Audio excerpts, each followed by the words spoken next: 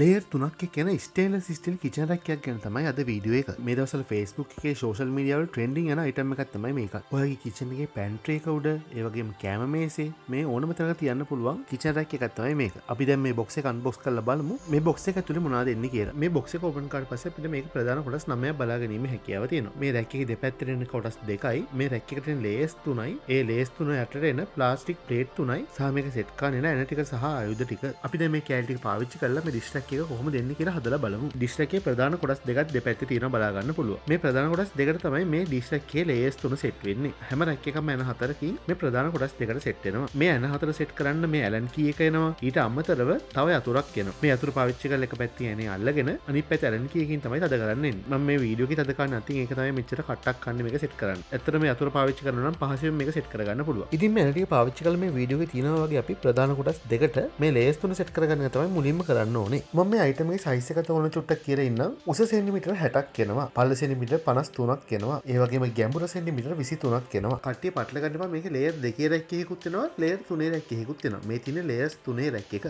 මීට අමතරව ලේයර්ස් දෙකේ රැක් එකක් අපි ළඟ තියෙනවා. ඒකේ වීඩියෝ එකත් අපි ඉස්සරහට ඔයගොල්ලන්ට අරගෙන එන්නම්. ඉතින් ලංකාවට එන්නේ මේ වගේ අලුත්ම ඔන්ලයින් ප්‍රොඩක්ට් ගැන වීඩියෝ බලන්න ඕගොල්ලෝ කැමති නම් අනිවාර්යයෙන් අපේ YouTube channel subscribe කරන්න ඉඩත් මතක් කරනවා. දැන් අපේ ඩිෂ් එකේ තට්ටු ටික සෙට් කරගෙන ඉවරයි. දැන් මේ තට්ටු ටිකට යටින් ප්ලාස්ටික් ප්ලේට් තුනකුත් එනවා.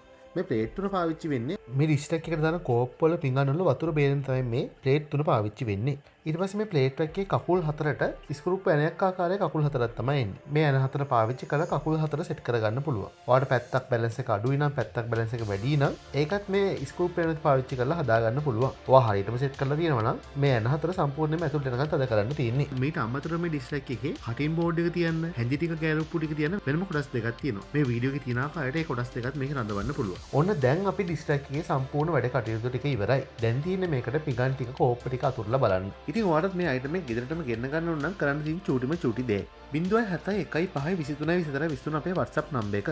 මේ නම්බරේ කෙටි පණිවිඩයක් යොමු කළා ඔයාලට මේ අයිටම් එක ගෙදරටම ගෙන්නා ගැනීමේ හැකියාව තියෙනවා. මීට අමතරව මේ වීඩියෝ එකේ ඩිස්ක්‍රිප්ෂන් එකේ අපේ Facebook page එකේ link එක දාලා තියෙනවා. ඒකට ගිහලා ඔයාලට ඕඩර් එකක් දාගෙන යන්න පුළුවන්. ඉතින් මේ වගේ අලුත් අයිටම් එක රිවිව් එකකින් හමු වෙනකන් ගිහින් එන්නම්. සුබ දවසක්.